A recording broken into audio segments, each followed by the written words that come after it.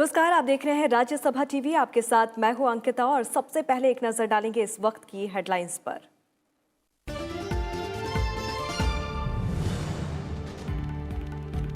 प्रधानमंत्री नरेंद्र मोदी की अध्यक्षता में नीति आयोग की गवर्निंग काउंसिल की 5वीं बैठक आज। सूखे की स्थिति, जल प्रबंधन और खेती के मुद्दों पर होगा जोर। आकांक्षी जिलों में चल रहे विकास कार्यों की समीक्षा के साथ ही नक्सल पीड़ित इलाकों में सुरक्षा उपायों पर भी होगी चर्चा।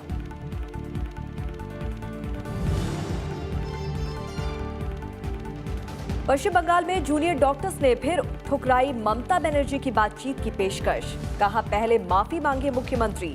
48 घंटे में मांग नहीं माने जाने पर एम्स और सफदरजंग के रेजिडेंट डॉक्टर्स ने भी दी बेमियादी हड़ताल पर जाने की चेतावनी। 5 दिन से जारी हड़ताल से पश्चिम बंगाल में मरीजों की बढ़ी दिक्कत।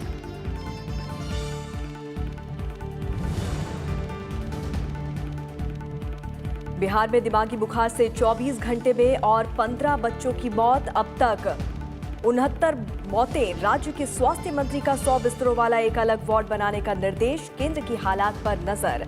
राज्य सरकार को हर मुमकिन मदद का भरोसा।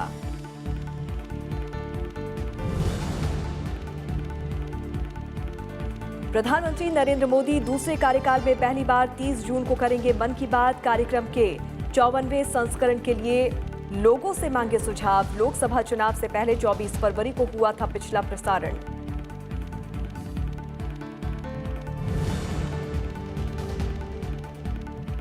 आईसीसी क्रिकेट वर्ल्ड कप में आज 2 अहम मुकाबले। ऑस्ट्रेलिया और श्रीलंका के बीच ओवल में भिड़ंत। दूसरे मुकाबले में साउथ अफ्रीका और अफगानिस्तान होंगे आमने सामने। रविवार को मैनचेस्टर में भारत और पाकिस्तान के मुकाबले पर सबकी नजर।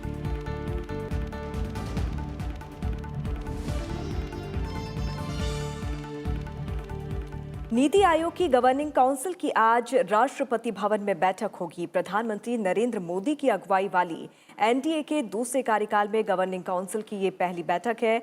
संचालन परिषद की इस 5वीं बैठक में सूखे की स्थिति, कृषि क्षेत्र में समस्या और नक्सल पीड़ित जिलों में सुरक्षा चिंता समेत अन्य मुद्दों पर चर्चा होगी। बैठक में राज्यों के मुख्यमंत्रियों के साथ केंद्र शासित प्रदेशों के प्रमुख भी हिस्सा लेंगे। हालांकि पश्चिम बंगाल की मुख्यमंत्री ममता बनर्जी ने इसमें शामिल होने से इनकार कर दिया है। प्रधानमंत्री नरेंद्र मोदी की अध्यक्षता में आज नीति आयोग की गवर्निंग काउंसिल की राष्ट्रपति भवन में बैठक होनी है। इसमें राज्यों के मुख्यमंत्रियों और केंद्र शासित प्रदेशों के प्रमुखों के साथ कई केंद्रीय मंत्री भी शामिल होंगे। नई मोदी सरकार में संचालन परिषद की ये पहली बैठक है। नीति आयोग के मुताबिक बैठक के एजेंडे में वर्षा जल संचयन, देश में कृषि की स्थिति और सूखे की स्थिति से निपटने के उपाय, कृषि उत्पादों के लिए नए बाजार की तलाश, आकांक्षी जिलों की उपलब्धियों और चुनौतियों के अलावा नक्सल पीड़ित इलाकों में सुरक्षा के उपायों पर चर्चा होगी। बड़ा मुद्दा यही है कि हम कैसे रेन वाटर हार्वेस्टिंग करें, कैसे इरिगेशन में उसका काम उसको और एफिशिएंट चलाएं, रिवर बेसिन डेवलपमेंट हो, वाटरशेड डेवलपमेंट हो। तो एक तो बहुत बड़ा मुद्दा यही है। और दूसरा, जैसा आपने कहा कि किसानों को लेकर ये कि उनको कितनी ज़्यादा हम फ्लेक्सिबिलिटी दे सकते हैं कि वो अपने उत्पादन को जहाँ मर्जी आए बेचें, और जिसकी वजह से जो हमारा जो ये जो एक्ट है हमारा एपीएमसी एक्ट, उसकी जगह हम दूसरा कोई एक्ट लाएं। हमने मॉडल बना भी लिया है। नीति आयोग की गवर्निंग काउंसिल दरअसल राज्यों के प्रतिनिधित्व वाली संस्था है, जिसमें राज्यों के मुख्यमंत्री भी राज्य से जुड़ी समस्याओं और योजनाओं पर चर्चा करेंगे। नीति आयोग के मुताबिक राज्यों की सलाह पर नीतियां तैयार होंगी और उनके सुझाव पर अमल भी किया जाएगा। ये मीटिंग हमारी नहीं होती है, मगर ये होती है कि राज्य क्या चाहते हैं, नीति आयोग क्या करे। तो हमारी उम्मीद पूरी ये है कि, और इसीलिए हमने उसका जो पूरा एजेंडा है वो ऐसे ही बनाया है कि जो हमारे माननीय मुख्यमंत्री सब आएंगे वो हमें सुझाव दें और हम लोग उनसे समझने के लिए, उनसे मार्गदर्शन के लिए हम इस मीटिंग का हम आयोजन करते हैं। इस बैठक में पिछली बैठक के एजेंडे पर उठाए गए कदमों की समीक्षा होगी और भविष्य की विकास प्राथमिकताओं पर भी विचार होगा। नीति आयोग की गवर्निंग काउंसिल में राज्यों की भागीदारी सबसे अहम होती है और इसी नीति आयोग की गवर्निंग काउंसिल में ही किसानों की आमदनी दोगुनी करने से लेकर आयुष्मान भारत जैसी योजनाओं को अमली जामा पहनाया गया। इस बार की नीति आयोग की गवर्निंग काउंसिल में जो एजेंडा है उसमें भी किसानों का मुद्दा अहम है और इसमें जल संरक्षण से लेकर किसानों के लिए नए बाजार तलाशने और इसके साथ साथ सूखे से निपटने के उपाय पर चर्चा होने की उम्मीद है। दिल्ली में कैमरामैन मनोज के साथ पंचानन मिश्रा, राज्यसभा टीवी। और इस मामले में और अधिक जानकारी के साथ हमारे संवाददाता पंचानन मिश्रा इस वक्त हमारे साथ जुड़ रहे हैं। सीधे रुक करते हैं पंचानन का। पंचानन, अभी तक प्रधानमंत्री की अध्यक्षता में संचालन परिषद की 4 बैठकें हो चुकी हैं। इस कार्यकाल की बात करें तो ये पहली बैठक है और कुछ ही देर में ये बैठक शुरू होने वाली है। खास तौर से एजेंडे में क्या कुछ शामिल हो सकता है?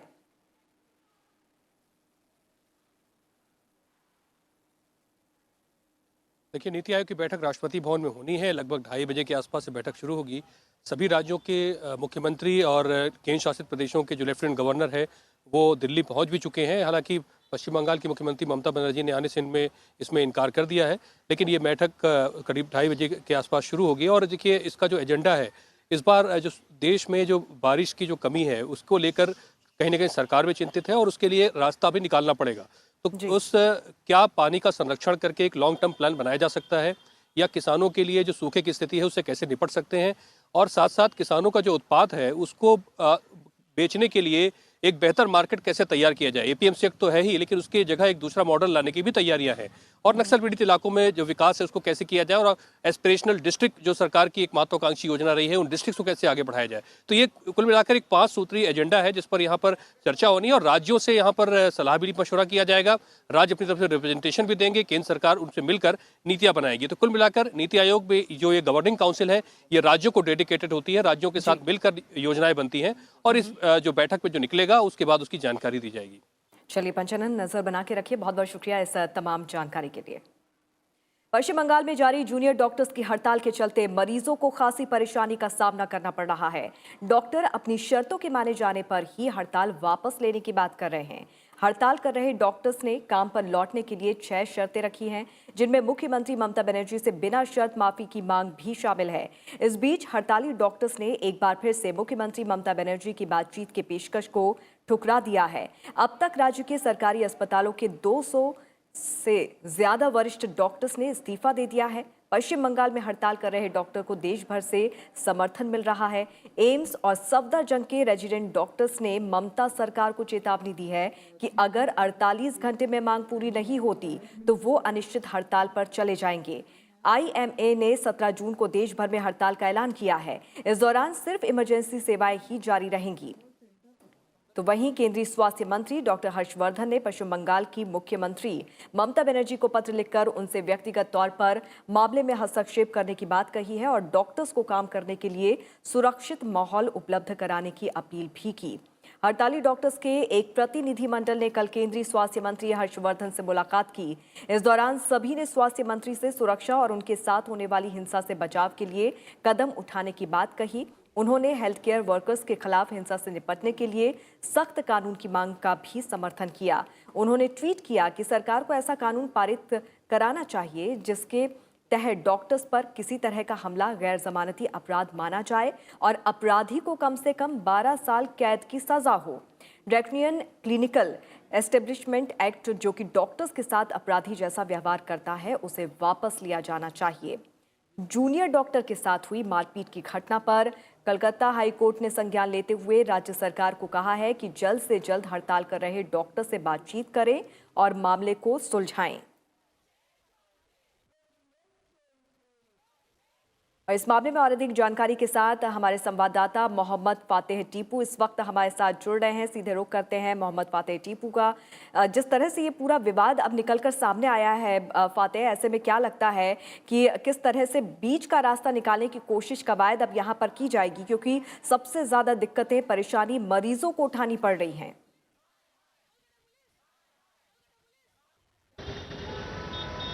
बिल्कुल अंकिता, आपने सही कहा कि जिस तरीके से 5वां दिन है हड़ताल को लेकर के डॉक्टर लगातार अपनी मांग पे अड़े हुए हैं। उनका मानना है कि जो 6 सूत्रीय शर्त रखी गई है पश्चिम बंगाल सरकार के सामने उसको माने, नहीं तो वो देशव्यापी हड़ताल बुलाने की पूरी तैयारी कर चुके हैं। DMA और IMA संयुक्त रूप से 19 राज्यों को चिट्ठी लिख करके देश के तमाम राज्यों को इसमें शामिल होने का आह्वान कर चुका है। देखिए जिस तरीके से हिंसात्मक कार्रवाई हुई है वहाँ पे निश्चित रूप से उसको लेकर डॉक्टर समुदाय जो पूरे देश का है वो एकजुट है। उनका मानना है कि डॉक्टर जो कि जिस तरीके से सेवा भाव से मरीजों की सेवा करता है, उसमें किसी की गलती नहीं है। अगर वो मृत्यु हुई है तो उसमें वो एक वो नेचुरल एक तरीका है जिस तरह से वो वारदात वो जो घटना हुई, इसको लेकर के पश्चिम बंगाल सरकार लगातार निशाने पे है। वो माफ़ी मांगने के लिए बोल रहे हैं। हालांकि ममता बनर्जी ने सोशल मीडिया के माध्यम से एक भावुक अपील भी की है डॉक्टर समुदाय को कि वो हड़ताल वापस से, लेकिन फिलहाल देखने की बात होगी कि वो इन 2 दिनों में मांग को मानती हैं या, क्योंकि देखिए इसमें उन्होंने केंद्रीय अस्पताल सुरक्षा कानून बनाने के लिए भी डॉक्टर जो एसोसिएशन है उन्होंने अपील की है कि जो हमारी सोशल सिक्योरिटी भी सुनिश्चित होनी चाहिए। ऐसे में एक बड़ा सवाल ये है कि क्या वो मांग को मानते हैं या 17 तारीख को देशव्यापी हड़ताल जो कि अभी भी जारी है उसके माध्यम से एक बड़ा रूप ये ले सकती है। फिलहाल अंकिता, ये देखने की बात होगी। चलिए, बहुत बहुत शुक्रिया इस तमाम जानकारी के लिए फातेह। और आगे बढ़ते हैं। बिहार के मुजफ्फरपुर जिले में दिमागी बुखार की चपेट में आने से 24 घंटे के भीतर 15 और बच्चों की मौत हो गई। इसके बाद अब तक इस बीमारी से मरने वाले बच्चों की तादाद बढ़कर 69 हो गई है। सभी बच्चे हाइपोग्लिसेमिया के शिकार बताए जा रहे हैं और ये एक ऐसी स्थिति है जिसमें ब्लड शुगर का स्तर बहुत घट जाता है और इलेक्ट्रोलाइट असंतुलित हो जाते हैं। मुजफ्फरपुर के 2 सरकारी अस्पतालों में 69 बच्चों की मौत हुई है। बिहार के स्वास्थ्य मंत्री मंगल पांडे ने चिकित्सकों और अधिकारियों के साथ कल बैठक के बाद कहा कि 6 और एम्बुलेंस उपलब्ध कराई जाएंगी और 100 बेड वाले नए वार्ड का संचालन जल्द ही शुरू किया जाएगा। केंद्र सरकार लगातार बिहार के हालात पर नजर बनाए हुए है। केंद्रीय स्वास्थ्य मंत्री हर्षवर्धन ने राज्य सरकार को हर मुमकिन मदद का भरोसा दिया है। भारत सरकार ने अपने मैं समझता हूँ आधा दर्जन से ज़्यादा एक्सपर्ट डॉक्टर्स, सीनियर लोगों को तुरंत बिहार के अंदर रवाना कर दिया था। वो सारे उन अस्पतालों में, उन सब स्थानों पर जहाँ ये बीमारी बच्चों को तकलीफ़ दे रही है वहाँ पर गए हैं, वहाँ पर अभी भी हैं। वहाँ से वो सारी वहाँ की सरकार को भी एडवाइज़ कर रहे हैं, वहाँ से हमें भी फीडबैक्स दे रहे हैं। और इसके साथ साथ पिछले 5 दिन में मैं 2 बार बिहार के स्वास्थ्य मंत्री के साथ मीटिंग कर चुका हूँ। इस रविवार को भी किया, कल भी किया। और इस मीटिंग के अंदर सारी सिचुएशन को बराबर हम लोग विश्लेषण कर रहे हैं। आम बजट पेश करने से पहले वित्त मंत्रालय का अर्थव्यवस्था के विभिन्न क्षेत्रों के विशेषज्ञों के साथ बैठकों का दौर जारी है। आज वित्त मंत्रालय में वित्त राज्य मंत्री अनुराग ठाकुर की अगुवाई में डिजिटल अर्थव्यवस्था और स्टार्टअप जैसे क्षेत्रों के प्रतिनिधियों के साथ बैठक हुई है और पिछले कई दिनों से वित्त मंत्री निर्मला सीतारमण कई क्षेत्रों के विशेषज्ञों और प्रतिनिधियों के साथ मुलाकात कर उनके सुझाव ले चुकी हैं। विदेश मंत्री एस जयशंकर ताजिकिस्तान के दुशांबे में चल रहे conference of interaction and confidence building measures in Asia यानी कि CICA के 5वें शिखर सम्मेलन में शिरकत कर रहे हैं। 5वें CICA शिखर सम्मेलन का विषय एक सुरक्षित और अधिक समृद्ध क्षेत्र के लिए साझा दृष्टिकोण है। एशिया में सहयोग बढ़ाने और शांति, सुरक्षा और स्थिरता को बढ़ावा देने के लिए CICA एक एशियाई देशों का मंच है। CICA की स्थापना 14 सितंबर 1999 में की गई थी और इसके 27 सदस्य देश हैं। CICA has always shown a strong commitment to combat terrorism and extremism and adopt a comprehensive strategy to combat them. Early finalization of the Comprehensive Convention on International Terrorism proposed by India is today even more essential, and we seek your support. In Afghanistan, we have supported a national peace and reconciliation process, which is Afghan-led and Afghan-owned. We believe all initiatives and processes must include all sections of Afghan society, including the legitimately elected government. Mr. Chairman, the recent India-Central Asia 5 ministerial dialogue is a very positive development that can only enhance further cooperation and stability across our regions. Regional connectivity initiatives that are inclusive, sustainable, transparent, and respect the principles of sovereignty and territorial integrity can boost trade and play a pivotal role in bringing prosperity and development to the region. India, for its part, will always support such regional connectivity initiatives. The lack of energy security has emerged as another key developmental challenge. India has supported a better dialogue between consumers and producers for a stable energy market and for promoting energy efficiency and renewable energy. Our initiative of International Solar Alliance has received overwhelming support. 74 countries have today signed the framework agreement. Developing renewable energy will be a great contribution to the security and stability of Asia, and I invite all SICA members who have not joined the alliance to do so. CICA शिखर सम्मेलन से इतर विदेश मंत्री की कई द्विपक्षीय बैठकों का कार्यक्रम है। आज विदेश मंत्री ने ताजिकिस्तान के राष्ट्रपति इमोमाली रहमान से मुलाकात की और इससे पहले विदेश मंत्री ने कल बांग्लादेश के विदेश मंत्री AK अब्दुल मोमेन और बहरीन के विदेश मंत्री शेख खालिद बिन अहमद बिन मोहम्मद अल खलीफा से मुलाकात की थी।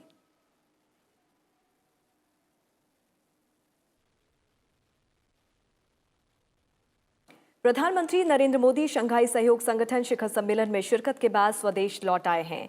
शिखर सम्मेलन में उन्होंने वैश्विक सुरक्षा स्थिति, बहुपक्षीय आर्थिक सहयोग, लोगों के बीच संपर्क और अंतर्राष्ट्रीय और क्षेत्रीय महत्व के सामयिक मुद्दों समेत कई और अहम विषयों पर चर्चा की। प्रधानमंत्री मोदी ने ट्वीट कर SCO के सफल आयोजन पर मेजबान किर्गिस्तान की तारीफ भी की। साथ ही उन्होंने उम्मीद जताई है कि ये शिखर सम्मेलन बहुपक्षीय सहयोग को बढ़ावा देगा और इसके सकारात्मक परिणाम होंगे।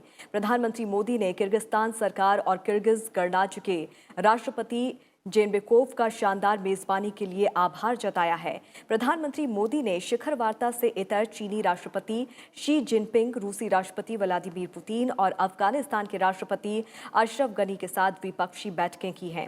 उन्होंने कल SCO की राष्ट्राध्यक्ष परिषद बैठक से पहले किर्गिस्तान के राष्ट्रपति जेनबेकोव से भी मुलाकात की। जेनबेकोव SCO शिखर सम्मेलन 2019 के अध्यक्ष थे। 2017 में भारत को संगठन का पूर्ण सदस्य बनाए जाने के बाद शंघाई सहयोग संगठन की ये दूसरी बैठक थी। संगठन के 8 सदस्य देशों में दुनिया की 42% आबादी, 22% जमीन और GDP में 20% हिस्सेदारी है। स्वदेश वापसी से पहले प्रधानमंत्री नरेंद्र मोदी की मौजूदगी में भारत किर्गिस्तान के बीच शिखर वार्ता हुई। इसमें द्विपक्षीय सहयोग बढ़ाने समेत कई और मुद्दों पर भी चर्चा हुई। भारत ने किर्गिस्तान के साथ रणनीतिक साझेदारी बढ़ाने पर जोर दिया। प्रधानमंत्री ने व्यापार, रक्षा समेत कई क्षेत्रों में सहयोग बढ़ाने की पेशकश की। भारत ने किर्गिस्तान को $200 मिलियन के लाइन ऑफ क्रेडिट का प्रस्ताव दिया। शिखर वार्ता के बाद दोनों देशों के बीच 15 अहम करार पर हस्ताक्षर किए गए। साझा प्रेस कॉन्फ्रेंस को संबोधित करते हुए प्रधानमंत्री ने कहा कि दोनों देशों ने अपने रिश्तों को रणनीतिक साझेदारी के स्तर पर ले जाने का फैसला लिया है। दोनों देश व्यापारिक और आर्थिक सहयोग के 5 साल के रोड मैप के लिए तैयार हैं। हमारे साझा क्षेत्र में समृद्धि, शांति और स्थिरता के लिए हमारा साझा दृष्टिकोण भी है। एक्सेलेंसी, भारत और किर्गिज रिपब्लिक जैसे लोकतांत्रिक और विविधता भरे समाजों को आज आतंकवाद से सबसे बड़ा खतरा है। हम आतंकवाद और कट्टरवाद के समाधान के लिए एकजुट हैं। आतंकवाद के प्रायोजकों को जवाबदार ठहराना होगा। पूरी दुनिया को यह संदेश देने की जरूरत है कि आतंकवाद को किसी भी तरीके से उचित नहीं माना जा सकता। प्रधानमंत्री नरेंद्र मोदी और किर्गिस्तान के राष्ट्रपति सूरोनबे जीनबेकोव ने भारत किर्गिस्तान संयुक्त व्यापार मंच का उद्घाटन किया। इस मौके पर प्रधानमंत्री नरेंद्र मोदी ने कहा कि व्यापार और निवेश को बढ़ावा देने के लिए अच्छा माहौल, कनेक्टिविटी और बिजनेस टू बिजनेस आदान प्रदान जरूरी है। प्रधानमंत्री ने कहा कि दोनों देशों के बीच द्विपक्षीय व्यापार और आर्थिक भागीदारी की काफी संभावनाएं हैं, इसीलिए बिजनेस फोरम का काफी समय है। प्रधानमंत्री ने कहा कि भारत एक बड़ा बाजार है। हमारे देश की युवा प्रतिभा और इन्वेस्टर्स भारत को $5 ट्रिलियन की अर्थव्यवस्था बनाने के हमारे लक्ष्य को हासिल करने लगे हैं।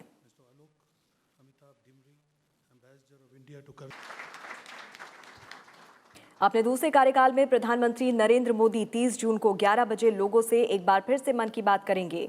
मन की बात कार्यक्रम के अगले संस्करण के लिए प्रधानमंत्री ने लोगों से इसके विषय को लेकर सुझाव मांगा है।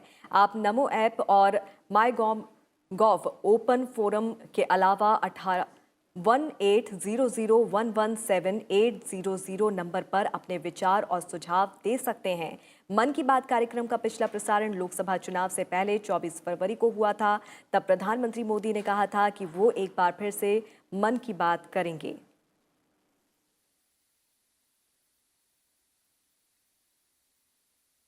पूर्व प्रधानमंत्री डॉक्टर मनमोहन सिंह का शुक्रवार को राज्यसभा में कार्यकाल खत्म हो गया। वे 28 साल तक राज्यसभा सांसद रहे। वो पहली बार 1991 में असम से राज्यसभा सांसद चुने गए थे। 1991 के बाद से ये पहला मौका है जब मनमोहन सिंह संसद से बाहर रहेंगे। मनमोहन सिंह पिछली बार असम से 2013 में राज्यसभा के सदस्य बने थे। वो 2004 से 2014 तक भारत के प्रधानमंत्री रहे। पूर्व प्रधानमंत्री मनमोहन सिंह ने आज कांग्रेस शासित राज्यों के मुख्यमंत्रियों के साथ दिल्ली में बैठक की। इनमें मध्य प्रदेश के सीएम कमलनाथ, राजस्थान के सीएम अशोक गहलोत, छत्तीसगढ़ के सीएम भूपेश बघेल और पुडुचेरी के सीएम वी नारायणसामी शामिल हुए। वहीं कर्नाटक में कांग्रेस जेडीएस सरकार का नेतृत्व कर रहे मुख्यमंत्री एचडी कुमारस्वामी भी इस बैठक में शामिल हुए। भारत ने जवाबी कदम उठाते हुए अमेरिकी उत्पादों पर शुल्क बढ़ाने का फैसला किया है। सरकार ने बादाम, अखरोट और दालों समेत 29 अमेरिकी वस्तुओं पर जवाबी आयात शुल्क लगाने के फैसले पर आगे बढ़ने का फैसला किया है। पिछले साल मई में मंत्रालय ने इन अमेरिकी वस्तुओं पर ऊंचा शुल्क लगाने की समय सीमा को बढ़ाकर 16 जून कर दिया था। अमेरिका ने पिछले साल मार्च में इस्पात उत्पादों पर शुल्क बढ़ाकर 25% और एल्यूमीनियम उत्पादों पर 10% कर दिया था। भारत इन उत्पादों का एक बड़ा निर्यातक देश है। शुल्क बढ़ाने से भारतीय इस्पात और एल्यूमीनियम उत्पादों पर $24 करोड़ का अतिरिक्त बोझ पड़ा था। और अब बात खेलों की। भारतीय हॉकी टीम ने जापान को 7-2 से हराकर FIH हॉकी सीरीज फाइनल्स के खिताबी मुकाबले में जगह बनाते हुए इस साल के आखिर में होने वाले ओलंपिक क्वालिफायर में जगह भी पक्की कर ली है। भारत के लिए रमनदीप सिंह, हरमनप्रीत सिंह, वरुण कुमार, हार्दिक सिंह, गुरसाहिबजीत सिंह और विवेक सागर प्रसाद ने गोल दागे। तो वहीं जापान के लिए केंजी कीताजातो और कातो वातानाबे ने गोल दागे। भारत का सामना आज फाइनल में साउथ अफ्रीका से होगा, जबकि जापान तीसरे स्थान के फॉलोअप मुकाबले में अमेरिका से खेलेगा।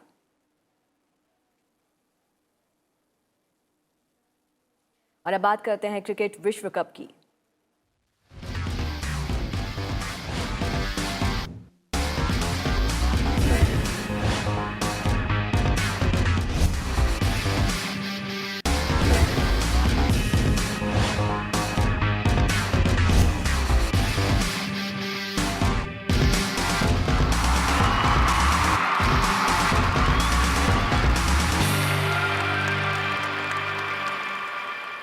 आईसीसी क्रिकेट विश्व कप में आज 2 अहम मुकाबले खेले जाएंगे। पहला मुकाबला ऑस्ट्रेलिया और श्रीलंका के बीच लंदन के द ओवल में खेला जाएगा। भारतीय समय के अनुसार ये मैच दोपहर 3 बजे शुरू होगा। दूसरे मुकाबले में साउथ अफ्रीका और अफगानिस्तान की टीम जब यहां आमने सामने होगी तो उनकी निगाह विश्व कप में अपनी पहली जीत दर्ज करने पर टिकी रहेगी। अंक तालिका में दोनों ही टीमें निचले स्थान पर हैं। कार्डिफ में दोनों टीमों के बीच मुकाबला शाम 6 बजे शुरू होगा। इंग्लैंड ने कल खेले गए मुकाबले में वेस्टइंडीज को 8 विकेट से हरा दिया।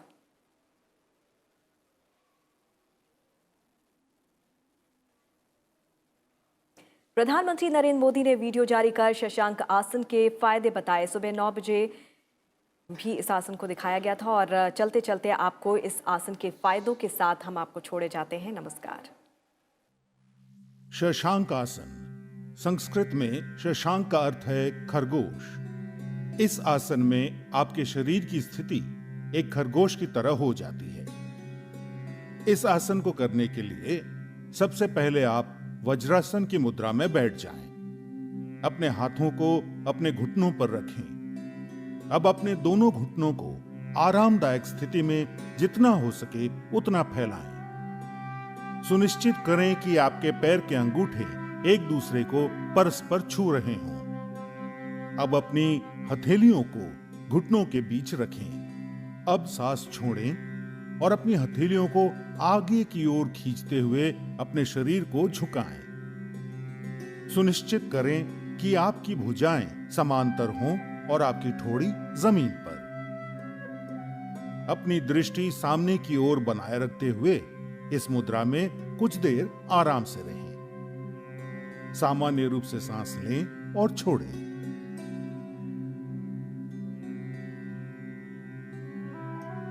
शशांक आसन कब्ज से राहत दिलाता है और पाचन क्रिया में सुधार लाता है। यह आसन पीठ दर्द में भी राहत दिलाता है। हाई बीपी यानी उच्च रक्तचाप के रोगियों को यह आसन सावधानी के साथ करना चाहिए। घुटनों में गठिया की शिकायत के रोगियों को यह आसन सावधानी से या फिर नहीं करना चाहिए। यदि आपके पीठ में अत्यधिक दर्द हो तो कृपया यह आसन ना करें। कुछ समय तक शशांक आसन में रहने के बाद सांस लेते हुए ऊपर आएं और अपने शरीर को सीधा करें। अब सांस छोड़ते हुए पुनः वज्रासन में आ जाएं।